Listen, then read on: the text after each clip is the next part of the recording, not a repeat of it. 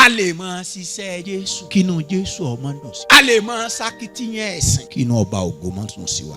Ṣùgbọ́n ọ̀pọ̀lọpọ̀ wọn nínú Ọlọ́run ò dùn sí, nínú ọ̀pọ̀lọpọ̀ wọn ni wọ́n kú dànù káàkiri nínú aṣálẹ̀. Ẹni Ọlọ́run ọba dùnnú sí kò ní wòran, kò wò wọ́n ràn. Sẹ́ẹ̀rí ń tó jẹ́ kí òǹkálukú wa máa ṣe ń tó wù ú tí ó sì sí ń tọ́sẹ̀lẹ̀ sẹ́nikẹ́ni wa ni wípé ọba tó nílẹ̀ ni ò sí láwùjọ wa, la fi ń rìn bó ti wù wá, la fi ń mọ̀ jẹ. Jésù Kristi ní ọba tó nílẹ̀, kò lè máa ṣe alákòóso ayé yín kẹ́ ẹ máa ṣe ń tó wù yín. Ọlọ́run ò lè jẹ́ alákòóso agbo kan kí ẹ máa ṣe ń tó wù yín. Ẹni inú rẹ̀ ọba dùn sí kò ní wòran, wọ́n kú dànù nínú aginjù.